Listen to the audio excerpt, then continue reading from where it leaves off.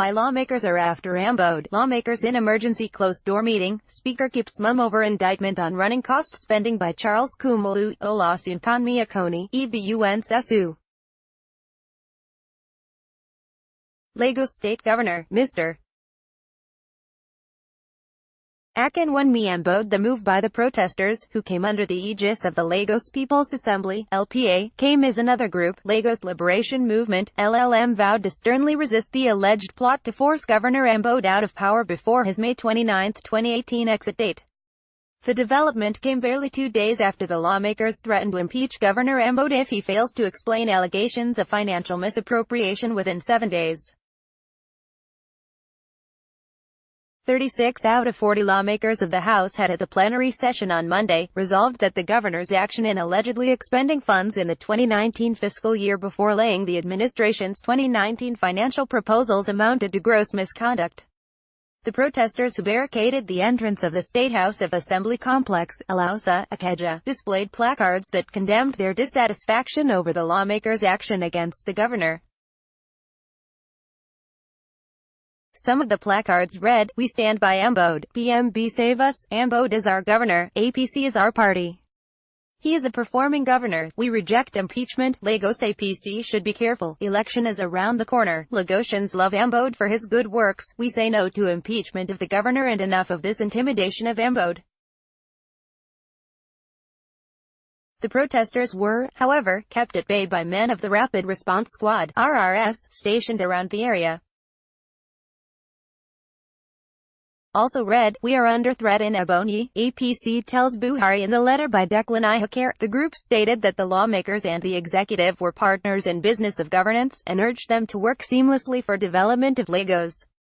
Ihakere said, "Our credible investigation revealed that both arms of government are worried that the budget delay would invariably affect the ability of the government to complete various infrastructural projects commenced by the administration littering the state.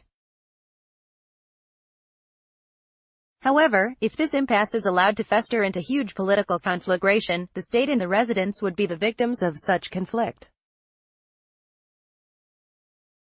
Besides, the fact that general election is fast approaching, mischievous detractors of both sides would not hesitate to gain maximum personal aggrandizement from the conflict. This is a situation that has potential to disrupt the tradition of seamless transition of power and undermine its social and economic geometric pace of development. We, therefore, on behalf of the good people of Lagos State, call on both the governor and assembly to shield their swords and concentrate on the dire need to complete all the ongoing infrastructural projects in the state. The majority leader of the assembly, Sinai Gunbayed, escorted by 3 other lawmakers, subsequently addressed the protesters as he assured them that their views would be taken into consideration by the lawmakers. Also read, breaking, CJN, Muhammad, swears in tribunal judges. Gunbayed said, "We appreciate the peaceful way they have comported themselves. It is our responsibility to make laws and do other oversight functions as enshrined in the Constitution. But the people also have the right to observe what we are doing and offer their opinion. The lawmakers here cannot fully reply to their demands because we are only 4. We will report their opinion to the House and deliberate on it." It was, however, gathered that members of the Assembly later went into an emergency closed-door session to deliberate on the development. Lawmakers in closed-door meeting as at press time. The crux of the meeting, which lasted for several hours, could not be ascertained. However, Vanguard gathered that members were irked over the apparent grandstanding of the governor on the issues especially pertaining to legislators' welfare in the days leading to the general election. Group flays lawmakers' action. Meanwhile, LLM, in a statement, jointly signed by comrades Mark Adebayo and Olufemi Lawson, convener and secretary, respectively, said it viewed the latest move against Governor Ambode as the height of legislative rascality and abuse of office by the lawmakers. LLM said, "We wish to call the attention of Lagosians and Nigerians to the latest move by some members of the Lagos State House of Assembly, currently making an attempt to hoist something that is totally undemocratic on the people of Lagos, where they seek to, for no justifiable reason, attempt impeachment of the governor." Also read, breaking, articulated vehicles restriction into Lagos begins February 1. The Assembly, led by Speaker Mudashiru Obasa, has deviated from its statutory responsibility of lawmaking and planning to hijack executive responsibilities. The Assembly is beginning to position itself as a clog in the wheel of progress, and have refused to appreciate the unprecedented statesman role played by Governor Ambode in stabilizing the state, despite their reactionary manipulations against his administration. The group also heaped blame on the current development on the former governor of Lagos State and national leader of All Progressives Congress (APC), Asiwaju Bola Ahmed Tinubu. LLM stated, "This latest onslaught has totally unfolded a civilian coup in the state. Keeping the chief executive officer at hostage and dispersing the state funds for personal interest will no longer be tolerated. Rather than concentrate on more fundamental issues affecting the ordinary citizens of the state, the members of the Assembly have chosen to remain idle. They have refused to convene session of the House to consider the state's appropriation bill, but are now turning round to hang their conspiratorial ineptitude on the hapless governor who has tolerated and endured the shenanigans and humiliation in the interest of peace." Lagosians need to reclaim their state. "We'll follow due process." Lawmakers reacting to the series of protests and appeals by groups on the need to shelve the impeachment of the governor. The lawmakers, yesterday, insisted on following due process and the Nigerian 1999 constitution on matters concerning financial infractions, impunity against the governor. The majority leader of the House, Sinai Gunbayed, and the chairman House Committee on Information, Fumalayo Tajuosho, after a closed-door meeting, told newsmen that the Assembly would follow due process. Gunbayed said, "We are aware that Mr. Akinwunmi Ambode is our governor and still the governor of the state, but he must follow the procedures of the law, and should he fail to present the budget as expected, the House would do the needful. We are going to activate the process of impeachment as stated in the 1999 Constitution if he fails to present the budget accordingly.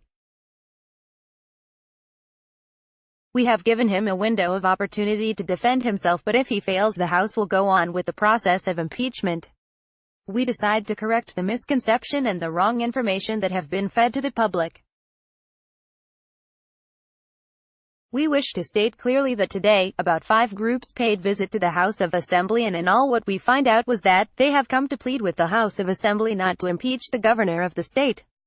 We want the public to know that the major issue is the 2019 appropriation bill, which by now we feel should have been before the House of Assembly, because the stipulation of the Constitution is that the appropriation bill which the governor shall cost are to be prepared and laid before the legislation should be done before the commencement of another fiscal year, which is January to December. And that is what we have been seeing in the Lagos House of Assembly for the past few years, while Lagos lawmakers are after Ambode. Meanwhile, the move by members of Lagos State House of Assembly to impeach Governor Akinwunmi Ambode was mainly informed the determination of superior forces to render him irrelevant, not the spending of unbudgeted funds as alleged by the lawmakers. Vanguard gathered yesterday. Though the allegations leveled against the governor by the legislators last Monday bothered mainly on the state's 2019 appropriation bill, it was learned that the lawmakers' action was a culmination of high-wire politics between the governor and powerful forces in the state. The issue, impeccable sources told Vanguard, is not unconnected with sustained efforts at making Ambode inconsequential since last October, when he was denied re-election ticket. At the heart of the matter are several conditions given to the governor, which he considered unrealistic in the interest of the state. Prominent among the conditions was the order to stop all projects he was working on before the governorship election primary. In addition, is what was described as the lawmakers' infidelity to a pre-budget passage tradition between any incumbent governor in the state and the legislators. Vanguard learned that Ambode allegedly provided $500 million to the lawmakers in accordance with the annual practice of doing so before the defense and passage of a budget. However, the legislators were said to have deviated from the familiar path with the allegations they made against the governor. One of the sources, who revealed these, said it was obvious the legislators were acting a script, given the manner they were going about what he termed baseless allegations. The source said, the governor's rising profile despite the denial of a second-term ticket was something that unruffled them. I can tell you for free that they thought the governor will become irreverent, having denied him the return ticket. But Ambode saw the conspiracy against him as an opportunity to offer more services to the state in the All Progressives Congress, APC. He was given difficult conditions which are against the interest of the people of Lagos State. The governor, who is committed to his social contract with Lagosians, was even asked to stop all projects. Does that not sound ridiculous? The legislators are being unreasonable because there is no basis for what they are doing.